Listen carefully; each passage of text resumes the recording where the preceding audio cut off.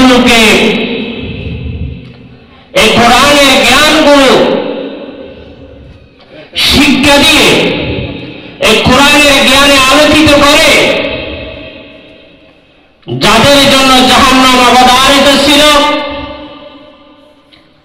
এইসব বড় বড় সভ্য মানুষগুলোকে মক্কার জমিনে কোরআনের দাওয়াত দিয়ে তাদেরকে সোনালী মানুষে পরিণত করেছেন, এমনকি জান্নাতের গ্যারান্টি পর্যন্ত দুনিয়াতে থাকতে পেয়েছেন।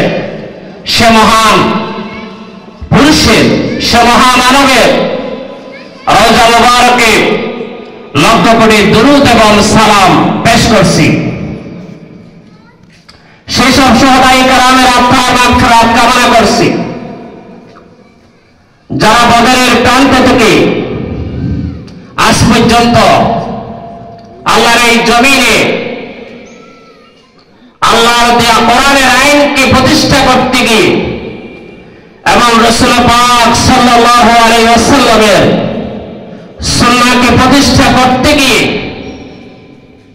যারা নিজেদের সবচেয়ে প্রিয় জীবনকে উৎসর্গ করে শহীদের কাতারে যাদের নাম স্বর্ণাক্ষরে লিপিবদ্ধ করেছেন, বিশেষ করে জুলাই আগস্টের বৈষম্য বিরোধী ছাত্র আন্দোলনে যে সমস্ত ভাই এবং বোনেরা তাদের বুকের তাজা রক্ত দিয়ে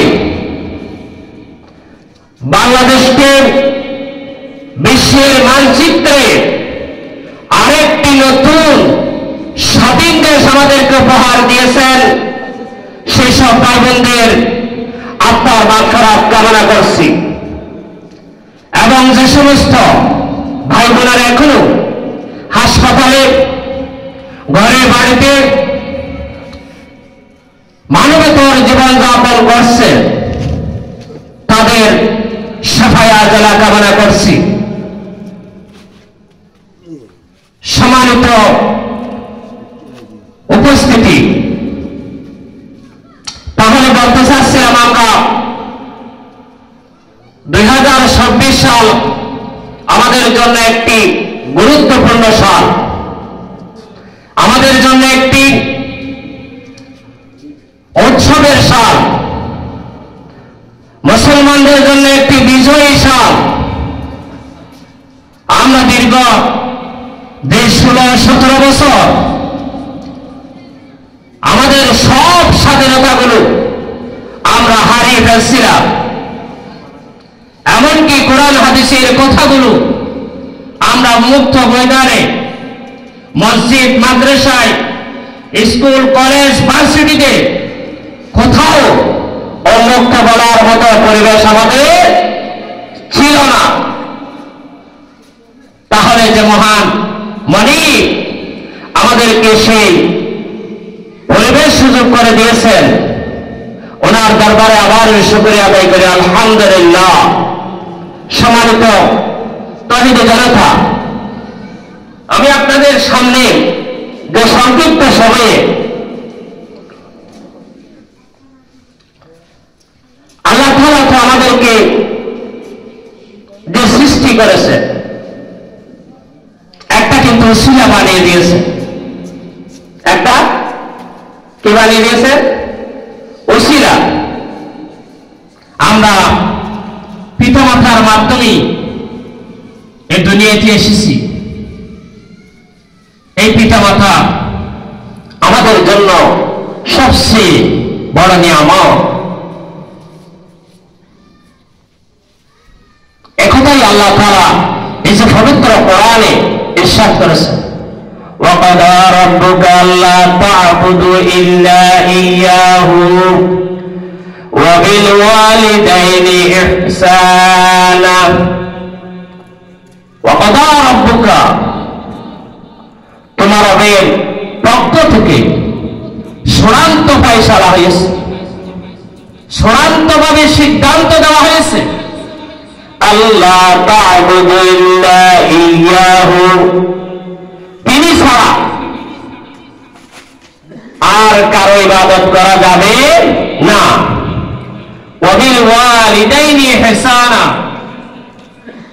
এবং তোমাদের পিতামাতাদের সাথে ইহসান করো, সৎ ব্যবহার করো।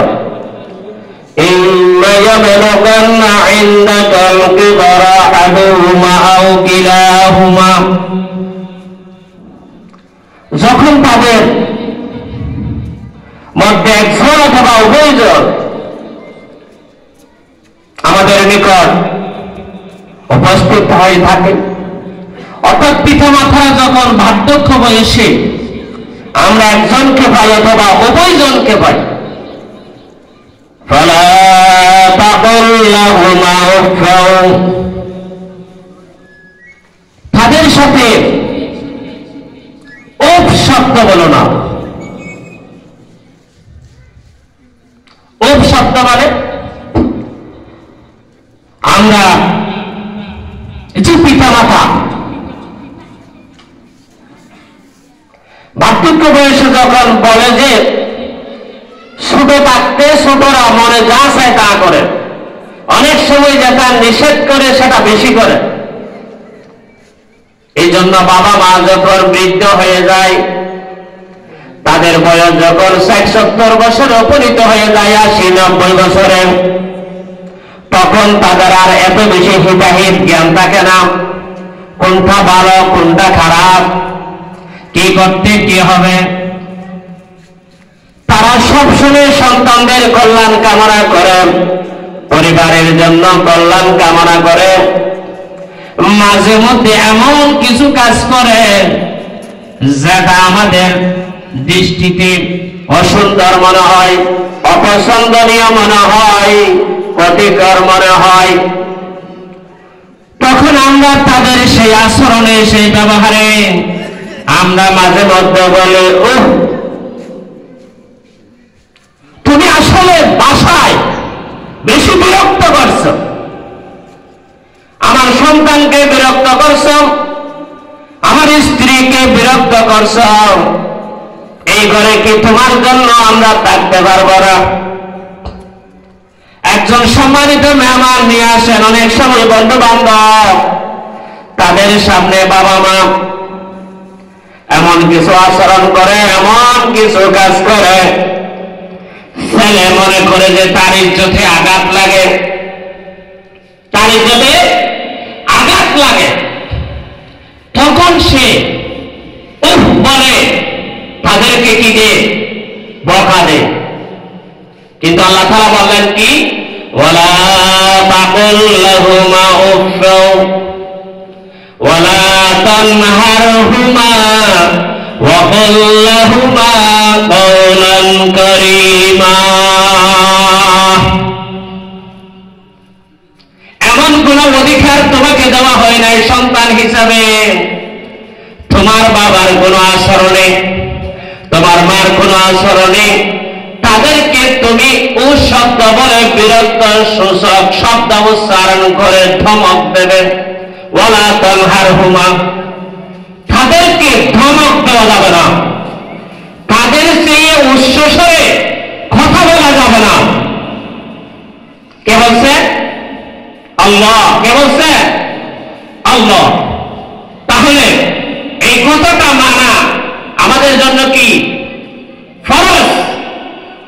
এই কথাটা মানা ফরজ।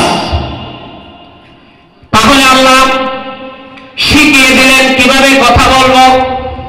ওয়া কুল লাহুমা কাওলান কারীমা, সবচেয়ে বেশি সম্মানজনক, সবচেয়ে বেশি সুন্দর ভাষায় পৃথিবীতে যত সৃষ্টি আছে, যত সম্মানী মানুষ আছে, ওনাদের সাথে আমাদের উস্তাদ আছে, আমাদের অফিসের বস আছে, আমাদের চেয়ারম্যান সাহেব আছে, রাষ্ট্রপতি আছে, প্রধানমন্ত্রী আছে, র্যাবের প্রধান, পুলিশ প্রধান, আমরা তাদের সামনে গেলে মাথা নিচু হয়ে যায়, কণ্ঠস্বর ছোট হয়ে যায়, থরথর করে কাঁপতে থাকি। সমস্ত শরীরের হাত পা গুলো অবশ অবশ বাপ হয়ে যায়, কারণ তারা বড় অফিসার। তাদের সামনে এমন কোনো কথা বলা যাবে না, এমন ভাবে হাঁটা যাবে না, এমন কোনো কাজ করা যাবে না যে কাজটা তাদের দৃষ্টিতে বেয়াদবি মনে হবে, যে কথাটা তাদের দৃষ্টিতে বেয়াদবি মনে হবে। আমরা প্রত্যেকে তাদের সাথে সেইভাবে আচরণ করি, করি কিনা? যে করি কিনা? অবশ্যই করি। কিন্তু আমার ঘরে আমার বৃদ্ধ বাবা মা আছেন, ওই রাষ্ট্রপতি, ওই প্রধানমন্ত্রী, ওইরা প্রধান, ওই পুলিশ প্রধান, চেয়ারম্যান সাহেব, মেম্বার সাহেবকে আমরা যেভাবে সম্মান করি, আমরা যদি পিতামাতাকে তাদের চেয়ে সবচেয়ে বেশি সম্মান করতে হবে বাবা মাকে। এই জন্য একজন সাহাবী আল্লাহ রাসূল সাল্লাল্লাহু আলাইহি ওয়াসাল্লামের কাছে গিয়ে প্রশ্ন করলেন, ইয়া রাসূলুল্লাহ, ইয়া হাবিবাল্লাহ, আমি এই পৃথিবীতে সবচেয়ে বেশি সুন্দর আচরণ করব কার সাথে? সবচেয়ে বেশি উত্তম ভাষায়, সুন্দর ভাষায় কার সাথে কথা বলবো? তখন আল্লাহ রাসূল বললেন, ক্বালা রাসূলুল্লাহ, প্রত্যেকে বলেন সাল্লাল্লাহু আলাইহি ওয়াসাল্লাম, উম্মুকা, তোমার মায়ের সাথে বলো। সুম্মা ক্বালা সুম্মা মান? ইয়া রাসূলুল্লাহ, ইয়া হাবিবাল্লাহ, আমার মায়ের সাথে, বাবার সাথে সবচেয়ে সুন্দর ব্যবহার করলাম, সবচেয়ে ভালো ব্যবহার করলাম, দ্বিতীয়বারে কার সাথে করবে একটু বলবেন নাকি? আল্লাহ রাসূল সাল্লাল্লাহু আলাইহি ওয়াসাল্লাম তখনও বললেন, ক্বালা উম্মুকা, তোমার মা। ক্বালা সুম্মা মান? তৃতীয়বার আবার বললেন, ইয়া রাসূলুল্লাহ, ইয়া হাবিবাল্লাহ, এখন আমি তৃতীয়বারে কার সাথে সবচেয়ে বেশি সুন্দর ব্যবহার করব? আল্লাহ রাসূল তৃতীয়বারও বললেন, ক্বালা উম্মুকা, তোমার মায়ের সাথে তুমি উত্তম ভাবে কথা বলো। ক্বালা সুম্মা মান? ইয়া রাসূলুল্লাহ, এরপরে কার সাথে বলবো? ক্বালা আবুকা, চতুর্থবার বললেন, তোমার বাবার সাথে সবচেয়ে বেশি উত্তম ব্যবহার করো। ইয়া রাসূলুল্লাহ, তারপরে কার? তারপরে তোমাদের নিকট আত্মীয় স্বজন যারা থাকে, প্রতিবেশী যারা থাকে, তাদের সাথে সবচেয়ে উত্তম ভাষায় কথা বলো। মুত্তাফাকুন আলাইহি হাদিস, যেটা বুখারী মুসলিমে আছে। তাহলে সবচেয়ে ভালো উত্তম আচরণ পাওয়ার যোগ্যকে বাবা মা। মুহাদ্দিসিনে কেরাম এখানে ব্যাখ্যা করেছেন মায়ের কথা তিনবার কেন বলা হয়েছে, তারও বিশ্লেষণ করেছেন। বাবার চেয়ে মা 3 গুণ বেশি কষ্ট করেন, এই জন্য মার কথা তিনবার বলা হয়েছে। কারণ কি? 3টা কাজ তারা বেশি করে। আমরা যখন মায়ের গর্ভে থাকি, তখন ওখানে 3টা আবরণ থাকে, 1টা 2টা 3টা এভাবে আবরণ হয়। যখন ডেলিভারির টাইম চলে আসেন, তখন ওই শিশু বাচ্চা ওই 3টা আবরণকে একটা একটা ফেটে ফেটে 3টা ফাটার পরে তারা বেরিয়ে চলে আসে। মুহাদ্দিসিনে কেরাম এই জন্য বলা হয়েছে মায়ের গুণ 3 গুণ বেশি দেওয়া হয়েছে। অথবা মা যে গর্ভে ধারণ করেন, ধারণ করে না? যে বাবা কি গর্ভে ধারণ করে না, মা একাই গর্ভে ধারণ করে। একদিন, 2 দিন, 3 দিন নয়, 1 মাস, 2 মাস, 3 মাস নয়, দীর্ঘ নয়, 10 মাস মা কি করেন? গর্ভধারণ করেন। এই যে গর্ভধারণের কষ্ট একমাত্র সহ্য করেন কে? মা। কে সহ্য করেন? মা। মায়ের যখন অসুস্থতা বন্ধ হয়ে যায়, মা তখন আর খেতে পারে না, মা তখন আর হাঁটতে পারে না ঠিকভাবে, মা তখন আর ঠিকভাবে ঘুমাইতে পারে না, মা তখন আর স্বাভাবিকভাবে জীবন যাপন করতে পারে না। মা তখন বমির উপর বমি করে, জ্বরের উপর জ্বর হয়, খেতে গেলে বমি চলে আসে, ঘুমাইতে গেলে পেটের সন্তান লাথি মারে, মার ঘুম ভেঙে দেয়।